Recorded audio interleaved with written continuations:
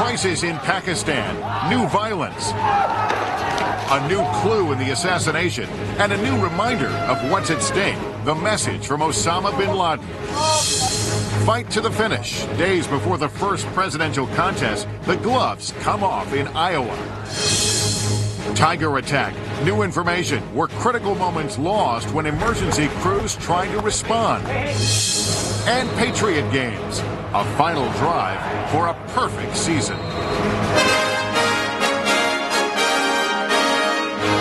From NBC News World Headquarters in New York, this is NBC Nightly News with Lester Holt.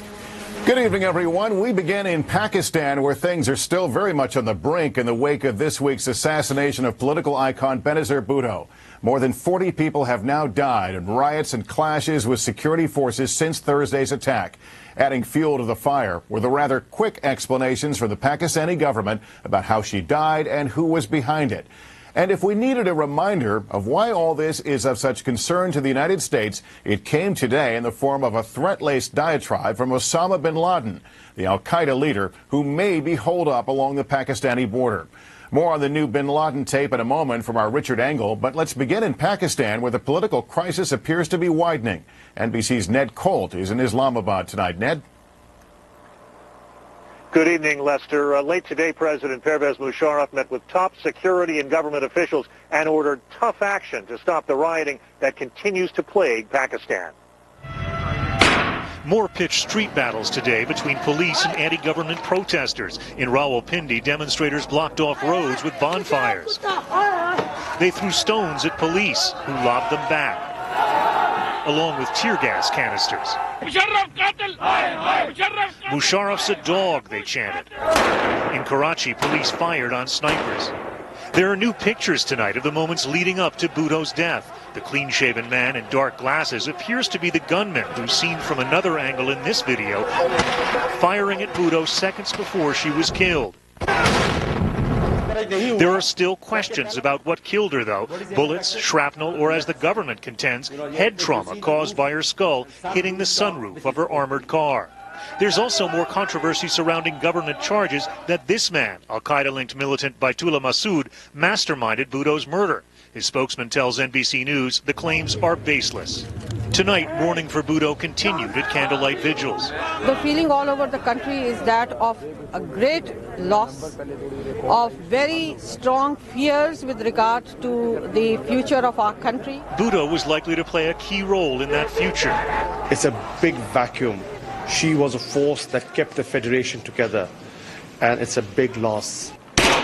Who wins in the ongoing chaos may be those who Musharraf and Bhutto were working against. This is an opportunity of a lifetime for al-Qaeda. For them to have access to deepen and broaden their support in Pakistan has long been their goal, and they now have that opening. One bright spot tonight, after 2 days in lockdown because of the violence, gas stations and shops began to reopen in some cities. The owner of this restaurant told us some have gone 2 days without food. We must get back to normal. And still no word on whether key elections scheduled for a week from Tuesday will go forward.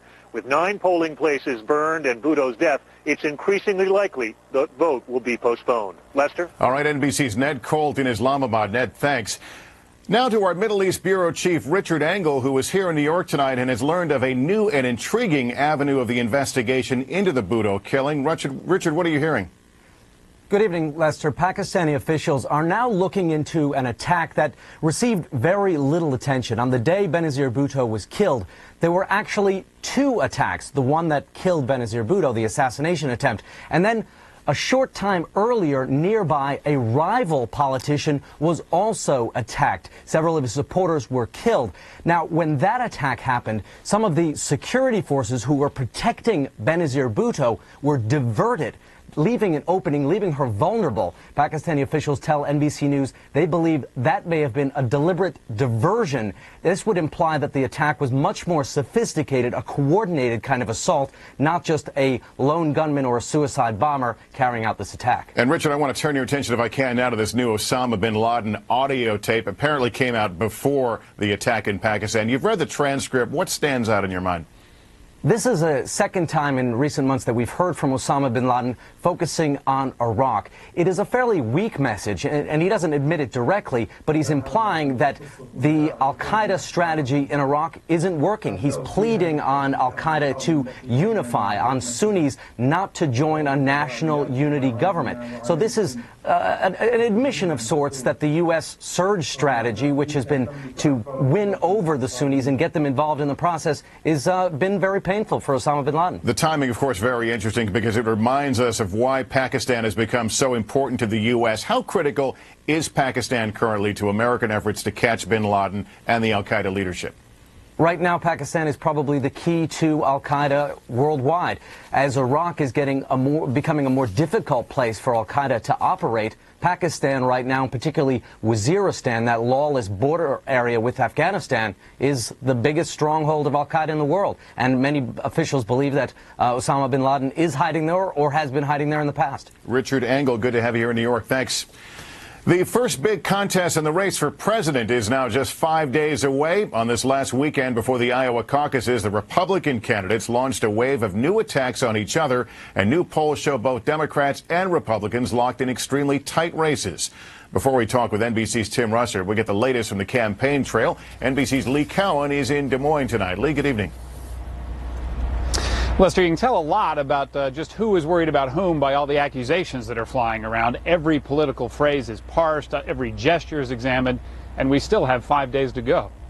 And all my brothers and my sister are down there. Governor Mike Huckabee, coming off a less than stellar series of foreign policy statements, tried to move past them today in order to respond to what he called relentless attacks from his chief rival, Mitt Romney. It doesn't have anything to stand on, except to stand against. Romney trails Huckabee in Iowa, and with 5 days to go before the caucuses, he lobbed a new TV ad criticizing the Arkansas governor as soft on immigration. Backed in-state tuition benefits for illegals. Huckabee responded with his own ad. You got to be thinking, enough is enough. But that was only one battlefront for Mitt Romney. We're not going to get into a back and forth. His other is in New Hampshire, where he went after challenger John McCain on immigration too. McCain pushed to let every illegal immigrant stay here permanently. Romney's campaign says the ads are pointing out relevant differences between the candidates. But his is largely the first to be so negative. They are just a few in a storm of political advertising. Candidates are spending 3 times more to flood the airwaves than they did the last time around. In Iowa, Kristen Jeffries gets 5 to 6 campaign calls every single day, and her mailbox is stuffed with literature. You just have to, be careful what you read and what you see and sift through it all and try to make the best decision you can make. For the Democrats, many of those sales pitches are increasingly focused on looking past the caucuses and past the primaries. I think the one thing that's going to continue to rise as you get closer to Election Day is electability. Who can really beat the Republicans in the 2008 general election? A theme Barack Obama hit hard today. I am the only candidate who beats every single one of the Republican candidates. I beat Giuliani, I beat McCain, I beat Romney, I beat Thompson, I beat Huckabee. I beat them all. I beat them all. Now, John Edwards was pointing to a few polls of his own as well, especially one released here in Des Moines yesterday that shows him essentially tied for the lead now with Barack Obama, putting Hillary Clinton behind both of them. But statistically, Lester, it's still all tied up. Lee Cowan. Lee, thanks very much. NBC News Washington Bureau Chief and moderator of Meet the Press, Tim Russert, is also in Des Moines tonight. And Tim, as we just heard, Romney is not ceding Iowa to Huckabee despite the polls. Does the Huckabee camp have the cash to fight a last-minute ad war? Well, they've been trying to scrounge up some money, Lester. They need it to offset Governor Romney's negative ads against Governor Huckabee. Huckabee will be outspent about 20-1 on television advertising, but he is going to be on the air between now and the caucuses on Thursday. We just heard there from Obama. On the Democratic side, both Clinton and Obama are stressing electability against the eventual Republican nominee. Is that a big issue, though, for voters in these very early contests? You know, it is. People want to agree with candidate on the issue. They want to be passionate, idealistic, but they also want electability. And that's why Edwards, Clinton, Obama are all stressing that. to Democrats, after 7 years of George Bush, electability is a very big issue. We've all been watching these polls so carefully over the last few months, but let's go back a bit. What are the lessons of 2004 in Iowa about the expectations of polls? And I'm wondering if history gives John Edwards some hope of coming out of there with a win. Terrific question, Lester. 125,000 Iowans went to the caucuses on the Democratic side in 2004. If that number remains constant, that's very good news for John Edwards, because amongst people who've been to caucuses before, he does very well. If there's more than 125,000 and the increase is with women, that's good news for Hillary Clinton. If the increase is with young people and independents, that's good news for Barack Obama. Obama, especially, Lester, needs a massive turnout on Thursday in order to win these caucuses. All right, Tim, I know you'll have a lot more on it. Thanks very much. And a reminder, Meet the Press live from Des Moines tomorrow with Republican presidential candidate Mike Huckabee and Democratic Senator Barack Obama. Air travel in the Midwest is returning to normal tonight after yesterday's winter storm. Officials say about 24 flights were canceled this morning at Chicago's O'Hare Airport. That is in sharp contrast to yesterday when about 300 flights were canceled there. Developments tonight concerning the Christmas Day tiger attack at the San Francisco Zoo that killed a teenager and injured 2 brothers who were released from the hospital today. Meantime, a police report out tonight details the moments after the attack and raises questions about the zoo's response. Here's NBC's Janet Shamlian. As the 2 brothers who survived the tiger mauling left the hospital late today, the newly released police dispatches shed light on a chaotic scene after the attack. Zoo officials initially downplayed it, refusing to let police in, as Carlos Sousa, who later died, lay bleeding next to the exhibit. The first call came at 5:08 p.m. A dispatcher relayed a call from a cafe worker. A very agitated male is claiming he was bitten by an animal. They do not see any animal missing. Male is bleeding from the head. 2 minutes later at 5:10, there was this. Zoo dispatch now say there are 2 males, who the zoo thinks are 800. That's a code for mentally disturbed, and making something up. But one is in fact bleeding from the back of the head. 10 seconds later, the zoo confirms the report. Now they are saying they have a tiger out. Police are there, but kept outside the zoo gates. At 5:17, this dispatch. Zoo security not letting police department in. Zoo personnel have the tiger in sight and are dealing with it. Officers eventually did get in, and at 5:20 report finding Sousa. Victim located with large puncture to neck. Police used car lights to distract the tiger away from one of the victims. At 5:28, the tiger is shot. Breakdowns in communications continued even after that. A zookeeper looking for the other tigers left without a police escort. Keeper not obeying orders, going in by himself, an officer reports. And this reply, pull the keeper out with force if needed. Finally, at 6:57 p.m., nearly 2 hours after the initial call, the all-clear was given. All tigers secure. Zoo officials won't comment, but with plans to reopen January 3rd, the zoo may face lawsuits, fines, and could have its exhibitor license taken away.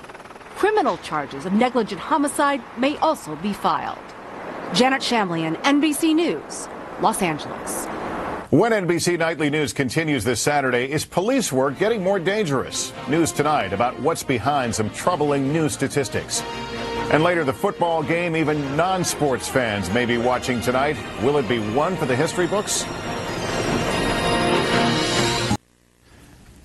NBC News in depth. Tonight, police officers dying in the line of duty. There's been a sharp increase in the number of officers killed this year.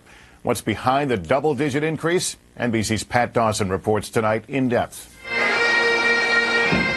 When they buried Detective Vu Nguyen this week in Sacramento, hundreds of officers came to pay their respects to a fallen brother.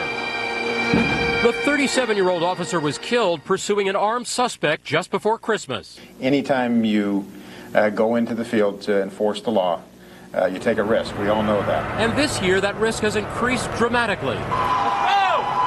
With the exception of 2001, when 72 officers fell in the 9/11 attacks, 2007 will be the deadliest year for law enforcement in the U.S. in 2 decades.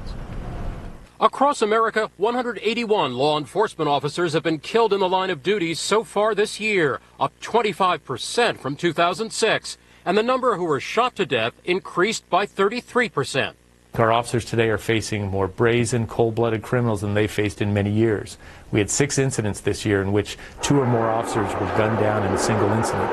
The most dangerous place for cops, Texas, which had 22 law enforcement fatalities, far and away the most in the country. In fact, nearly 1 in 8 officers killed nationwide was in Texas. Historically, the majority of police killed in the line of duty have died as the result of a gunshot or other violent attack. But in the last decade, another threat has emerged as the biggest killer. And we've actually seen more officers killed out on our roadways, either in auto crashes or by the side of the road while officers are standing writing traffic tickets. A record high 81 officers have been killed in traffic-related incidents, like Houston officer Jason Norling, killed this past October when a passing motorist veered onto the shoulder of the road where he was writing a traffic ticket. Proving that for the nation's police, even ordinary days can suddenly take a tragic turn. Pat Dawson, NBC News, New York. And when we come back tonight, our planet and a big problem in the middle of the Pacific Ocean. Tonight, graphic new evidence of the peril to our planet from plastic in our garbage. A vast sea of such garbage is floating in the Pacific Ocean, and it's killing marine life. It's also spreading. NBC's Kerry Sanders has our report. Scientists in the middle of the Pacific Ocean 360 collecting samples of the so-called Pacific Garbage Patch. But we're going to continue on this transect. An area twice the size of Texas. A vortex of ocean currents swirling from California to Hawaii that permanently trap just about any piece of plastic ever thrown in the water. Some of the plastics lodged in sea life, like jellyfish. Turtles are among the ocean animals that choke and die when they eat those jellyfish. Wow, what a kaleidoscope. Plastics designed to last forever, unfortunately lasting forever. Plastic now outweighs the plankton in the surface waters of the Pacific. Researcher Charles Moore says in some spots, 48 times more plastic than plankton. If you're a fish or a bird trying to determine what to eat, you've got a better chance of selecting something made out of plastic than you do real food. The ugliest example of that plastic garbage? On the big island of Hawaii. This plastic sand is coming from all around the Pacific Rim, swirling into a vortex that eventually brings it to these shores. Thousands of miles away, on the U.S. East Coast, where some of that garbage begins. Every piece of plastic we've ever made is still on the planet. It doesn't go away. The oceans are connected, of course, to inland waterways. This should be a pristine river in Florida. Instead, it's disgusting. And the big surprise, what's down below? Just this year, volunteers have fished out almost 30 tons of garbage along just 9 miles of the Santa Fe and nearby rivers. All interconnected with oceans that eventually lead to the Pacific Ocean Garbage Patch, a mess some experts say already may be too big to clean up. Kerry Sanders, NBC News, Gilchrist County, Florida. When Nightly News returns this Saturday, Sweet 16, a night to remember as the New England Patriots play for a perfect season. And Brady staying loose. This was the scene in Green Bay today as scores of Packer fans answered a call to help shovel out snowbound Lambeau Field before tomorrow's season finale against the Detroit Lions. Quite an interesting system they have, using a conveyor belt to help remove the snow. The Packers provided shovels and paid $8 an hour to those who helped out. Which brings us to tonight's big game, where the New England Patriots could make NFL history. If they beat the New York Giants, they would become the first team to end the regular season with 16 wins and no losses. NBC's Ron Allen now with our pregame report. The Patriots able to stop the run, nobody open. Even if you're not a fan, tonight you may be watching the greatest football team ever, led by one of the greatest quarterbacks ever, matinee idol Tom Brady. Being 16-0 would be a very special achievement, and that no other team's ever achieved. So I'm glad we're finally at that point. In 1972, before the NFL extended the regular season, the Miami Dolphins went 14-0, then made it 17-0, winning the Super Bowl. The Pats run is so historic, so good for football's image and pocketbook, the league is allowing as many TV viewers as possible to see it. Its own NFL network, CBS, and NBC will broadcast the game. That's never been done before. That's something special. That's something that people want to be witness to. I think it's why we watch sports, is to see the unprecedented and see something that we can tell our grandkids about. And today you're going to get an opportunity to do that. 16-0! 16-0! Patriots fans, desperate for a piece of history, are even staking out the team's bus. My daughter was trying to take pictures. We got something on film, but we don't know what yet. Ticket prices at Giant Stadium are skyrocketing, especially online, with Pats fans paying thousands of dollars for a seat. A luxury box is on sale for more than $20 grand. The scalpers are going crazy because everybody wants to be a witness to this team going 16-0. Whether it's going to be a win or a loss, someone has a strong opinion about it, and I think that makes it worth watching. The Patriots season started horribly wrong. The NFL caught them cheating, stealing an opponent's signals to players on the field. The Pats paid $750,000 in fines, an embarrassment that many say made them stronger. This cheating scandal, the Spygate, if you will, really kind of tightened the team, and it also kind of tightened the fan base as well, because there were so many detractors coming in from outside trying to tear this team apart. While 16-0 would make history, the Patriots' real goal is 19-0 and another Super Bowl ring. And most of the football world does not dare bet against them. Ron Allen, NBC News. And as Ron said, stay tuned. You'll see the game right here on NBC tonight at 8 Eastern. That's NBC Nightly News for this Saturday. I'm Lester Holt reporting from New York. I'll see you tomorrow morning on Today and right back here tomorrow evening. Good night, everyone.